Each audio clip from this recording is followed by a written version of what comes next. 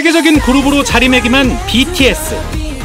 지난해 벤플리트상, 즉 한미 친선협회인 코리아 소사이어티가 주는 상을 받으며 이런 소감을 밝혔습니다. The 70th anniversary of the Korean War. We will always remember the history of pain that our two nations share together. 한국 전쟁에서 한미 양국이 겪은 희생을 기억하겠다는 말. 그런데 곧바로 중국 누리꾼들의 집중 공격이 시작됐습니다. 한국 전쟁에서 미국을 지지한 BTS는 중국에 오지 마라. 미국이 정의롭다고 말한 BTS의 팬들은 죽어라와 같은 비난이 잇따랐습니다. 이를 주도한 건 중국의 MZ세대라 할 수 있는 20, 30대 젊은이들이었습니다. 역풍을 우려한 삼성과 현대차 등 국내 기업들은 즉각 BTS를 모델로 한 중국 현지 광고부터 내렸습니다. 지난해 TV 예능 프로그램에 출연한 이효리 씨. 저 린다 아니니까 린다라고 부르지 말아주세요. 자신의 부캐, 즉 다른 활동명으로 마오라는 이름을 언급했습니다. 이 말 한마디에 중국 누리꾼들이 폭발했습니다. 이들은 자신들의 국부 마오쩌둥이 모욕당했다며 한글까지 동원해 이 씨의 SNS에 악플을 쏟아냈습니다. 결국 이 사건이 계기가 돼 이효리 씨는 SNS를 중단했습니다. 중국의 20, 30대의 젊은 세대는 2000년대 이후 중국이 세계적 강대국으로 부상하는 모습을 목격하며 자랐습니다. 여기에 애국주의 교육을 받으며 성장해 강한 민족주의, 극단적인 중화 사상을 가지고 있습니다.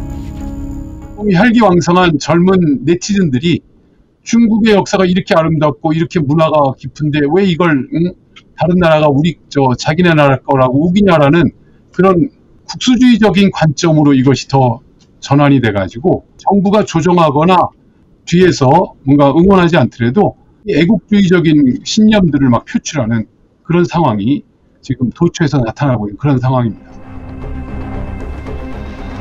중국의 문화대혁명 당시 마오쩌둥의 사상을 생명처럼 받들며 폭력적 행동도 서슴지 않던 젊은 세대를 가리키던 말 홍위병. 이 홍위병에 빗대 지금의 젊은이들을 신홍위병, 21세기 홍위병이라고 부르기도 합니다.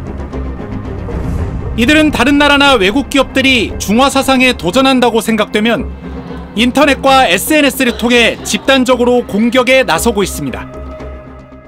중국의 애국주의 청년들이 있는데 그들이 굉장히 극렬하게 이제 그 중화주의를 외치고 있다. 중국이 세계의 중심이다. 이런 걸 외치고 있는데 옛날에 홍위병이 자국의 부르주아를 때려잡았다면 지금은 한국이라든가 이제 외국을 때려잡으려고 하는 듯한. 국내에서도 이미 이들과 갈등이 빚어지고 있습니다. 2019년 홍콩 민주화 시위. 당시 대학가 곳곳에선 홍콩 시위를 지지하는 집회가 열렸고 현수막과 대자보가 내걸렸습니다. 지금도 홍콩에서는 시민들을 향해 과도한 폭력이 가해지고 있으며 시민들은 홍콩의 민주화 자유 그리고 인권이라는 가치를 지키기 위해 거리로 나서고 있습니다. 그런데 중국인 유학생들이 몰려와 행사를 방해하거나 현수막을 훼손하는 일이 벌어졌습니다. 저기 지금 뭐 하시는 거예요? 왜 찍으세요? 제 현수막이에요. 왜? 일단 주세요. 중국분이세요? 저 한국인인데요? 무슨 상황 있어? 이거 왜? 대자보 위에도 홍콩은 중국의 영토, 한국인들과 홍콩이 무슨 상관이냐 같은 스티커를 붙였습니다.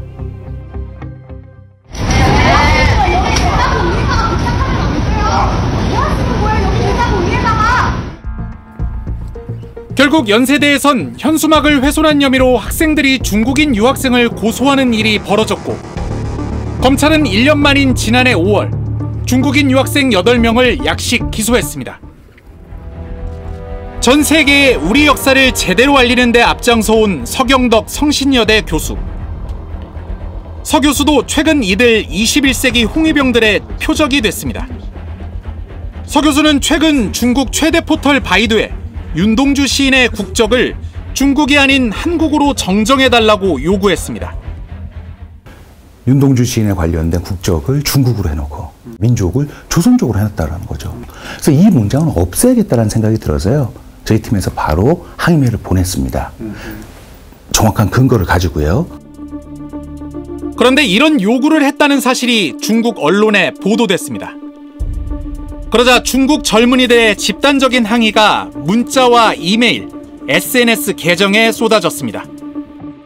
중국어, 영어는 물론 한글을 사용한 공격이 계속됐고 욕설이 담긴 사진도 받았습니다. 서 교수가 중국과 한국의 네티즌들의 감정을 상하게 한다. 그러니까 적반하장의 기사를 썼더라고요. 그러니까 진짜 뭐 메일을 열 수 없을 정도로도 많은 협박 메일을 받게 되는 거고요. SNS 뭐 댓글로 뭐 일명 테러라고 하죠. 막 그런 식으로 계속 공격을 해온다라는 거죠. 국가 차원의 대외 정책 역시 2000년대 들어 경제 성장을 발판 삼아 호전적으로 변했습니다. 차이나 불링, 중국식 괴롭힘이란 뜻입니다. 정치적, 외교적으로 마찰을 빚은 국가에 경제보복을 가하는 행태를 빗댄 용어입니다. 2016년 7월 우리 정부가 사드, 미사일 방어체계 배치를 결정했을 때 성주 골프장을 사드 부지로 제공한 롯데, 그리고 우리 경제에 가해진 보복 조치가 대표적입니다.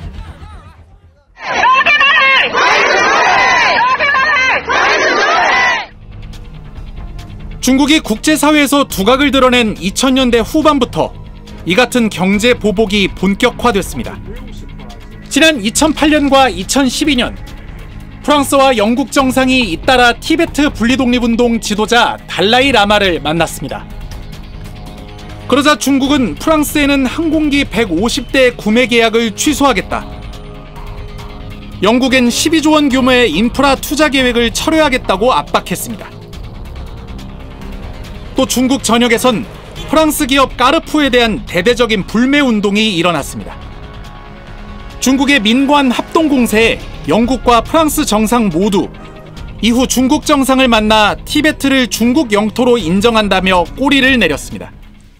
我坚持认为只有一个中国，台湾和西藏都是中国领土不可分割的一部分。 지난 2010년엔 일본과의 영토 분쟁 지역에서 중국 어선이 납포되자 일본의 히토류 수출을 중단해버렸고, 같은 해 노르웨이가 중국의 반체제 인권운동가 류사오브에게 노벨 평화상을 수여하자 이번엔 노르웨이산 연어 수입을 막았습니다.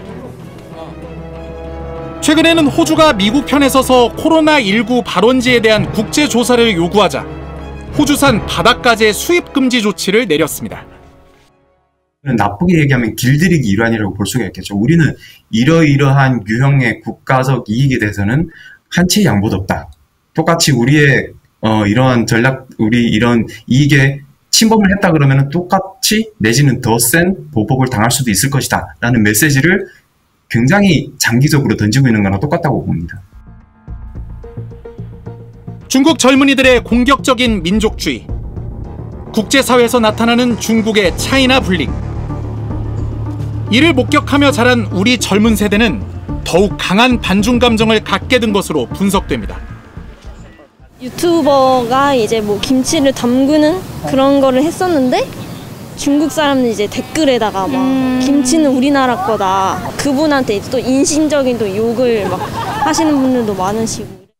중국 애들이 사실 중국은 하나다라는 생각을 가지고 있잖아요. 그래서 막 티베트나 뭐 위구르 이런 애들도 독립을 안 시켜주는 거고. 실제 20대부터 60대까지 세대의 중국에 대한 호감도를 조사한 결과 20대의 호감도가 가장 낮았습니다. 60대 이상이 가장 호감도가 높았고 나이가 젊어질수록 호감도가 낮았습니다. 즉 젊을수록 반중 감정이 강한 것으로 나타났습니다. 20대에서 문화유산조차 싫다라는 응답이 다른 세대보다 2배에서 5배까지. 중국이라고 하면 모든 것을 다 부정적으로 보는 집단이 존재하는구나. 이런 이제 결론을 얻었고. 마음에 안 들면 경제적으로 보복을 하는 일명 차이나 불링. 이건 좀 우려스럽습니다. 그리고 중국 젊은이들의 이 민족주의도 좀 과한 것 같아요. 오죽하면 21세기 홍위병이다. 뭐 이런 얘기까지 나왔겠어요. 네. 현재 우리 국민들의 반중 감정은 말하자면 중국의 지나친 중화주의에 대한 반작용의 측면이 커 보입니다. 그런데 이런 반중 감정을 우리 언론이나 정치권에서 좀 부추기는 측면도 있는 것 같아요. 네, 그렇습니다. 이 반중 여론의 편승에 이를 부채질하거나 노골적인 중국인 혐오를 조장하는 행태도 나오고 있습니다.